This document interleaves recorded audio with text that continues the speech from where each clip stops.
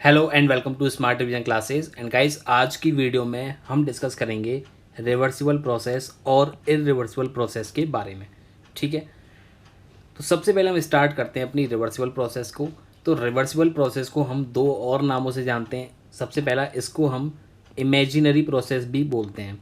ठीक है, तो रिवर्सिबल प्रोसेस को हम इमेजिनरी प्रोसेस क्यों कहते हैं? क्योंकि रिवर्सिबल प्रोसेस आपकी रियलिटी में एग्जिस्ट नहीं करती है, यानी कि डज नॉट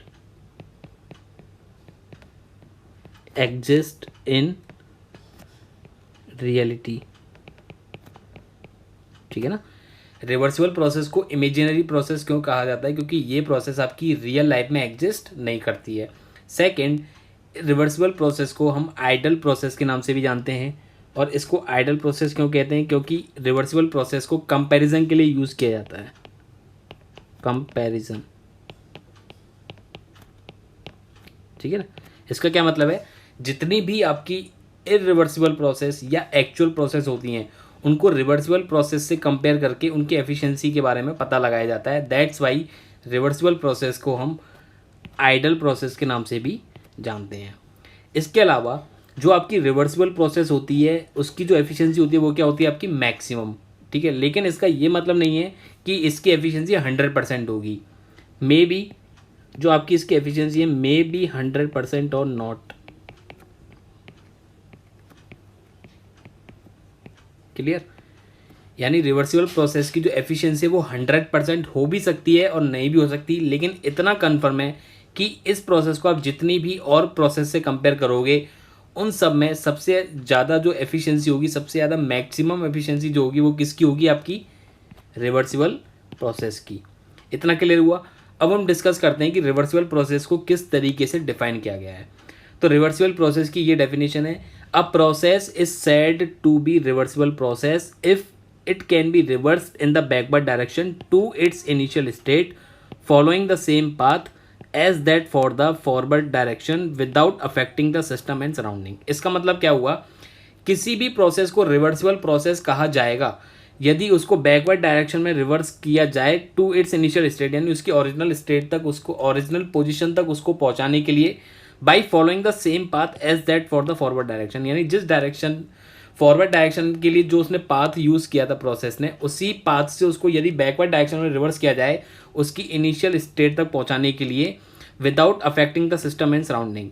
ठीक है ना, सिस्टम एंड सराउंडिंग में बिना किसी चेंजेस के। तो उस टाइप की जो प्रोसेस को क्या कहा जाता है? Reversible process. क्लियर? अभी इसको हम थोड़ा एक एग्जांपल से समझते हैं। लेट सपोज ये आपका एक वाटर है जो एक प्रेशर और एक टेम्परेचर पर कहीं एक पोजीशन में रखा हुआ है। अब हमने क्या किया? इस वाटर को हीट किया। ठीक है, हमने इस वाटर को हीट किया। हीट करने के बाद कुछ समय के पश्चात ये वाटर आपका क्या है? स्टीम में कन्वर्ट हो गया।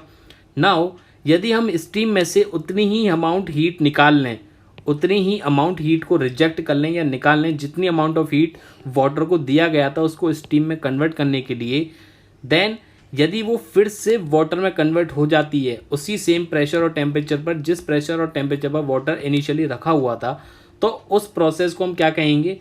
उस प्रोसेस को हम कहेंगे रिवर्सिबल प्रोसेस। ठीक है, अब आप समझ गए होंगे कि हकीकत में ऐसा पॉसिबल नहीं है कि आप स्टीम में से उतनी अमाउंट हीट निकाल के वाटर पर लेके आ सकते हो, इसीलिए इसको इमेजिनरी या आइडल प्रोसेस कहा जाता है। नाउ अब हम इसको थोड़ा एक ग्राफ की सहायता से समझने की कोशिश करते हैं कि रिवर्सल प्रोसेस का कहने का मतलब क्या होता है। लेट सपोज मैंने एक ये पीवी कर्व लिया हुआ है जिसमें मैंने एक प्रोसेस ली है 1 से 2। ठीक है, 1 पॉइंट के ऊपर सिस्टम की कंडीशन, सिस्टम की स्टेट क्या है? P1 V1, और 2 पॉइंट के ऊपर सिस्टम की स्टेट क्या है? P2 V2। Now let suppose in process 1 से 2, यानी ये तो प्रोसेस है आपकी 1 से 2, इसमें आप अज्यूम कीजिए कि सिस्टम डज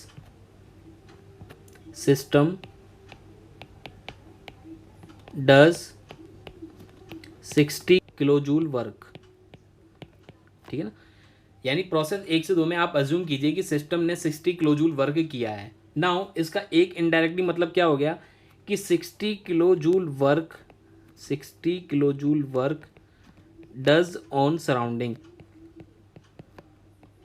ठीक है, डज ऑन सराउंडिंग। ठीक है, हमने क्या अज्यूम किया है कि सिस्टम ने 60 किलो जूल वर्क किया है, लेकिन उसने वर्क किसके ऊपर किया है, सराउंडिंग के ऊपर। अब आप अज्यूम कीजिए, नाउ लेट इन प्रोसेस 2 से 1 if we do 60 kilo joule work on system, ठीक है। अब हम बात कर रहे हैं प्रोसेस जो आपकी 2 से 1 है, यानी कि ये वाली जो प्रोसेस है 2 से 1, इसमें हम अज्यूम कर रहे हैं कि हमने 60 किलो जूल वर्क किसके ऊपर किया है, सिस्टम के ऊपर। हमने से यहाँ पर क्या मतलब है आपका, सराउंडिंग से, ठीक है ना, सराउंडिंग से, यानी कि सराउंडिंग ने, आपकी जो सराउंडिंग है, इसने 60 किलो जूल वर्क किया है किसके ऊपर, सिस्टम के ऊपर, इन प्रोसेस 2 से 1। तो यहाँ से हम क्या कह सकते हैं कि नेट इफेक्ट ऑन सिस्टम कितना हो जाएगा,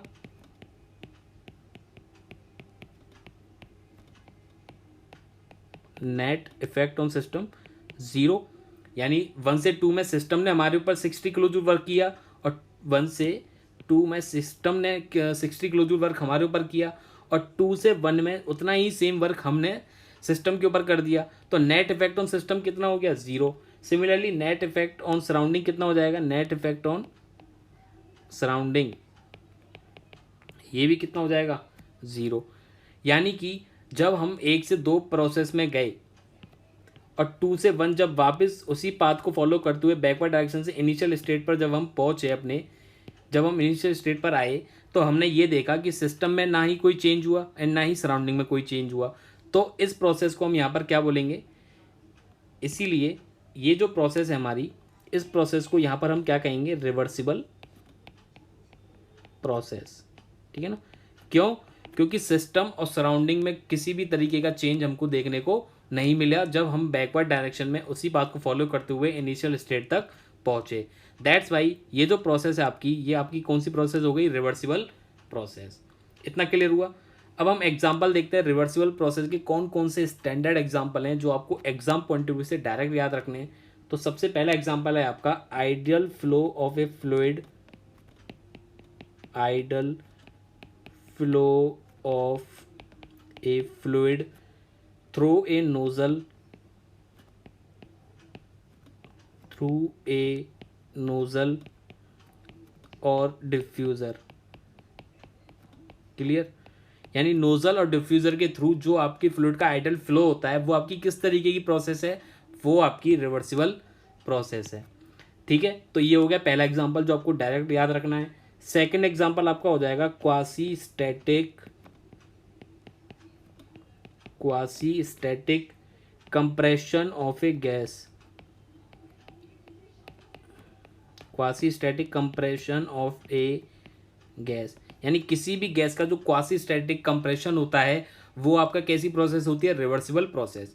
अब यहाँ पर एक टर्म आपको दिख रही होगी क्वासी स्टैटिक, ये जो प्रोसेस होती है क्वासी स्टैटिक प्रोसेस, इसको हम अगली वीडियो में डिटेल में डिस्कस करेंगे। अभी फिलहाल आपको डायरेक्ट याद रखना है कि जो आपका क्वासी स्टैटिक कंप्रेशन होता है किसी भी गैस का, वो आपका कैसा होता है, रिवर्सिबल प्रोसेस। और जो तीसरा एग्जांपल आपको याद रखना है डायरेक्ट, वो है आपका क्वासी स्टैटिक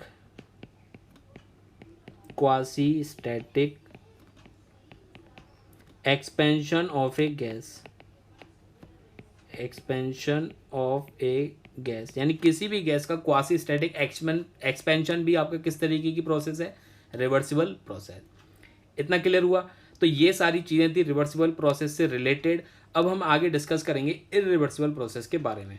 तो चलते हैं इरिवर्सिबल प्रोसेस। तो जैसा कि आपको नाम से पता चल रहा है, इरिवर्सिबल यानी ऐसी प्रोसेस जो रिवर्सिबल नहीं हो सकती, ठीक है ना, जो रिवर्सिबल नहीं हो सकती। या हम इसको कैसे लिख सकते हैं, if the process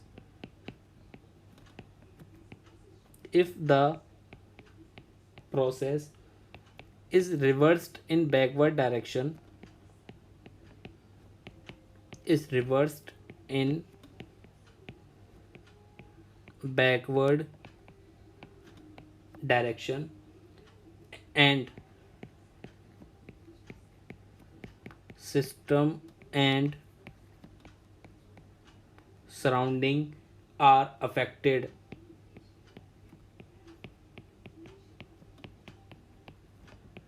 then irreversible process. ठीक है, इसका क्या मतलब हुआ? इरिवर्सिबल प्रोसेस का मतलब हो गया ऐसी प्रोसेस जो रिवर्सिबल नहीं होती, या अगर किसी प्रोसेस को आप रिवर्स करोगे तो सिस्टम और सराउंडिंग की जो कंडीशन है उसके ऊपर इफेक्ट पड़ता है, उस टाइप की प्रोसेस को हम क्या कहते हैं? Irreversible process. और इसका जो मेन कारण होता है किसी भी प्रोसेस के इरिवर्सिबल होने का, जो आपका मेन कारण होता है वो होता है आपका फ्रिक्शन। फ्रिक्शन, ठीक है, तो ये भी आपको याद रखना है। आपसे पूछा जाता है एग्जाम में कि इरिवर्सिबल प्रोसेस का मेन कारण क्या है? फ्रिक्शन। फ्रिक्शन के कारण हमको क्या देखने को मिलते हैं? लॉसेस। लॉसेस, और लॉसेस के कारण जो कंडीशंस होती हैं वो सिस्टम और सराउंडिंग की, वो क्या हो जाती हैं? चेंज। ठीक है, कंडीशन क्या हो जाती है? सिस्टम और सराउंडिंग की चेंज। इसलिए फ्रिक्शन क्या हो जाएगा? मेन कारण of irreversibility, main cause of irreversibility. तो ये चीज़ भी आपको याद रखनी है। अब हम एक एग्जांपल से इसको समझने की कोशिश करते हैं, इरिवर्सिबल प्रोसेस के कंसेप्ट को। हम एक एग्जांपल लेते हैं। लेट सपोज हमने एक ये पीवी डायग्राम ड्रॉ किया, पी एंड वी, ठीक है, जिसमें हमने एक ये प्रोसेस ली 1 से 2, एंड दूसरी प्रोसेस हमने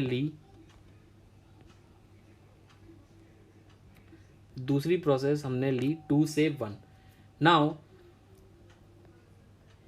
अब हम देखते हैं पीवी डायग्राम के ऊपर जो 1 से 2 प्रोसेस है और 2 से 1 प्रोसेस है वो कितना एरिया कवर कर रही है। Let suppose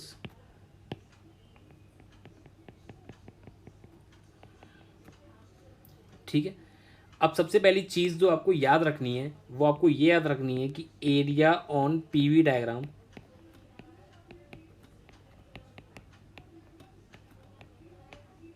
on volume axis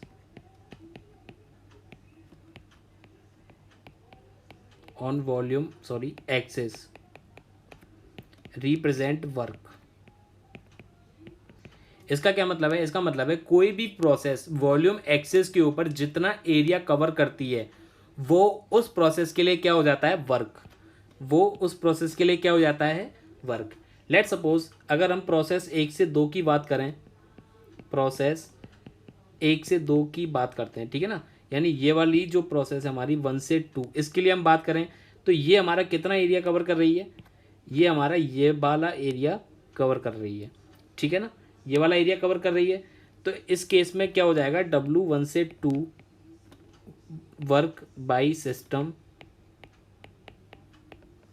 on surrounding, ठीक है ना। तो W1 से 2 यानी ये वाला जो वर्क हो जाएगा वो आपका कौन सा हो जाएगा? W1 से 2। और ये कौन सा वर्क है? जो सिस्टम के द्वारा सराउंडिंग के ऊपर किया जा रहा है। अब हम बात करते हैं प्रोसेस 2 से 1 में। प्रोसेस 2 से 1 में इसमें कौन सा वर्क हो जाएगा आपका? W2 से 1, यानी कि ये वाला जो वर्क है आपका, ये बड़ा वाला जो आपका वर्क है टोटल, ये आपका कौन सा वर्क हो जाएगा? W2 से 1। और ये कौन सा वर्क है? ये है आपका work by surrounding on system, ठीक है। तो W2 से 1 आपका कौन सा है? जो सराउंडिंग के द्वारा सिस्टम के ऊपर वर्क किया गया है। अब यहाँ से आप एक चीज़ क्लियरली देख सकते हो, जो W2 से 1 है वो काफ़ी ज़्यादा है W1 से 2 के कंपैरिजन में। आप यहाँ से भी देख सकते हो W1 से 2 जो है आपका, ये सिर्फ इतना एरिया कवर कर रहा है, जबकि W2 से 1 आपका कितना एरिया कवर कर रहा है? टोटल इतना एरिया। तो यहाँ से हम ये चीज़ कह सकते हैं जो W2 से 1 है वो ज़्यादा है W1 से 2 के कंपैरिजन में। या इसका एक मतलब ये भी हो गया, यहाँ से हम ये भी कह सकते हैं कि net work is not zero, net work is not zero. और इसका क्या मतलब हो गया? इसका मतलब हो गया condition of system and surrounding are affected, condition of system and surroundings are affected, ठीक है। और रिवर्स करते समय यदि बैकवर्ड डायरेक्शन में जाते समय किसी प्रोसेस के सिस्टम एंड सराउंडिंग कंडीशंस अगर अफेक्टेड हो जाती हैं, उस केस में वो प्रोसेस आपकी कैसी कहलाती है? फिर इरिवर्सिबल प्रोसेस। ठीक है। तो यहाँ पर ये सेम प्रोसेस आपकी कैसी हो जाएगी, इरिवर्सिबल प्रोसेस। तो आई होप गाइस आपको रिवर्सिबल प्रोसेस और इरिवर्सिबल प्रोसेस का कंसेप्ट अच्छे से समझ में आ गया होगा। यदि फिर भी आपका कोई डाउट है तो मुझे कमेंट सेक्शन में लिख के ज़रूर बताइएगा। तो दोस्तों इस वीडियो में इतना ही। देखने के लिए आपका बहुत बहुत धन्यवाद। Thanks for watching.